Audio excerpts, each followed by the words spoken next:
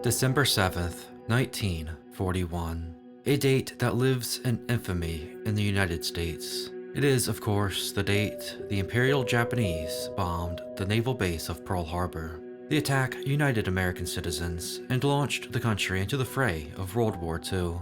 The attack only lasted about an hour and 15 minutes, but it ultimately left 2,403 Americans dead, as well as 1,178 wounded. Most of the deaths came during the battle, but some died later from their injuries, or other circumstances. 19 ships were either damaged or destroyed, including 9 battleships. One of those battleships was the USS West Virginia.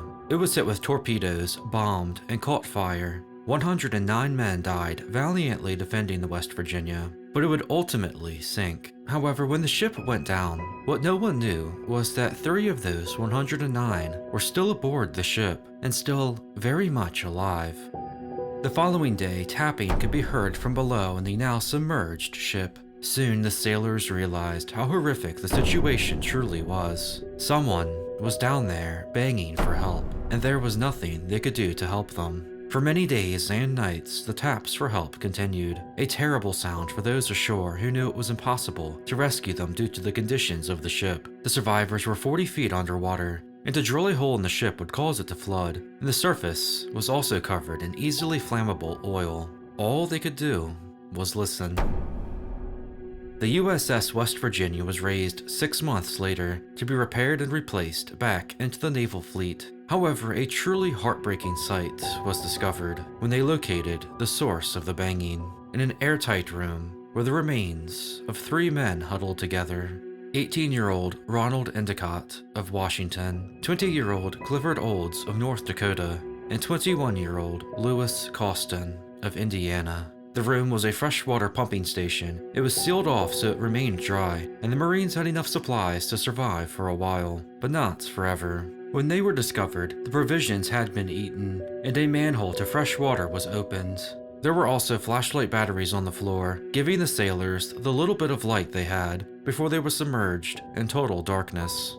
Perhaps the worst piece of evidence they discovered was the calendar. 16 days had been marked off on it, indicating the 3 men had survived for over 2 weeks in the hopeless and dark conditions.